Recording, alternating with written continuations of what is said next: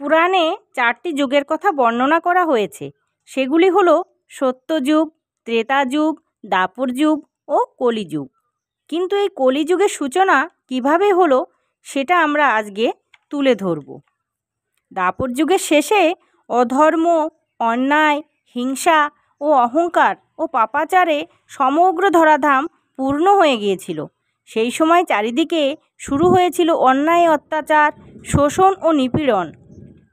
এর ফলে সাধুজনরা খুব দুঃখ কষ্টের মধ্যে দিয়ে দিন কাটাচ্ছিল। তারা সহ্য করতে পারছিল না। তখন ভগবান বিষ্ণু সমগ্র ধরিত্রী ও সাধুজনদের রক্ষার জন্য এই ধরাধামে শ্রীকৃষ্ণ রূপে আবির্ভূত হন।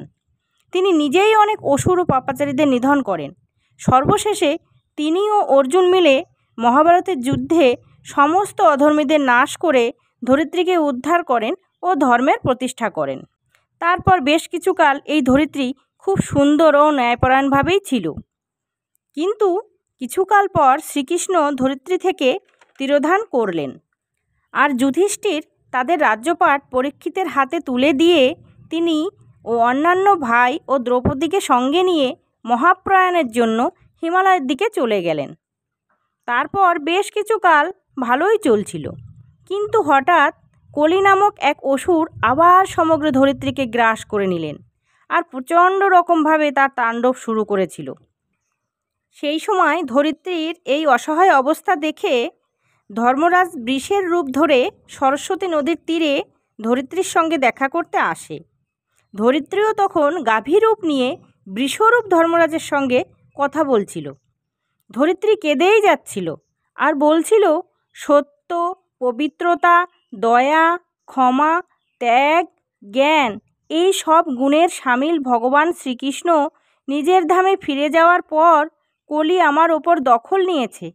আগে শ্রীকৃষ্ণের পা আমার ওপর পড়তো আর আমি নিজেকে খুব ভাগ্যশালী মনে করতাম। কিন্তু এখন আমার সৌভাগ্য শেষ হয়েছে। ধর্ম ও ধরিত্রী কথা বলার সেই স্থানে অসুররূপী কলি এসে উপস্থিত হলো। তারপর কলি বৃষ ও গাভীকে আক্রমণ করতে লাগলো। তখন রাজা পরীক্ষিত সেই স্থান দিয়েই যাচ্ছিলেন। তখন তিনি সেই দৃশ্য দেখতে পেলেন এবং তিনি সেই বৃষ ও গাভীকে দেখে বুঝতে পারল যে এ কোনো সাধারণ বৃষ ও গাভী নয়। তিনি তখন কলিকে বললেন, তুমি কেন ওই বৃষ ও গাভীকে আক্রমণ করছো? কিন্তু কলি কিছুতেই শুনছিলেন না। তখন তিনি অত্যন্ত ক্রুদ্ধ হয়ে কলিকে মারতে এগিয়ে গেল। দুষ্ট কলি তখন খুব ভয় পেয়ে কাঁদতে লাগলো ও রাজার পায়ে পড়ে প্রাণ ভিক্ষা চাইল। মহারাজ পরীক্ষিত তখন মনে মনে ভাবল, যে শরণ নেয় শাস্ত্রমতে তাকে বধ করা যায় না। শরণার্থীকে আমার বংশের সকল মতিমানই আশ্রয় দিয়েছেন। এই বিচার করে রাজা তখন এক সিদ্ধান্ত নিলেন। তিনি কপট কলিকে বললেন, শরণার্থীকে বধ হলো একটি অধর্ম। এই কাজ আমার পূর্বজরা কেউ করেনি, তাই তোমায় আমি বধ করব না। কিন্তু তোমায় একটি প্রতিজ্ঞা করতে হবে। আমি যা বলবো তুমি তাই মেনে চলবে। রাজার এই আদেশ শুনে কপট কলি ভয়ে থরথর করে কেঁপে উঠল আর বলল, দয়া করে রাজা, আপনি আমায় জায়গা বলে দিন, যেখানে গিয়ে থাকলে আমার বিনাশ হবে না। যেখানে বলবেন আমি সেখানেই যাব। আপনার আদেশ আমি সর্বদা পালন করব। রাজা তখন বললেন, যেখানে পাশা খেলা হয়, যেখানে মদ্যপান হয়, যেখানে বারাঙ্গনারা থাকে, যেখানে মানুষের মনে শুধু হিংসা থাকে, এই 4 জায়গায় গিয়ে তুমি থাকবে। কলি তখন বলল, হে রাজন, এই 4টি জায়গা বাস করার জন্য খুব কম হচ্ছে, তাই আরও কিছু জায়গা দান করুন। তখন তিনি স্বর্ণ দিলেন আর বললেন, এই 5 জায়গায় তুমি অধর্ম নিয়ে বাস করবে, কিন্তু এই 5 জায়গা ছেড়ে তুমি কখনো কোথাও যাবে না। তারপর কলি এই আদেশ মাথা পেতে নিলেন ও অদৃশ্য হয়ে গেলেন।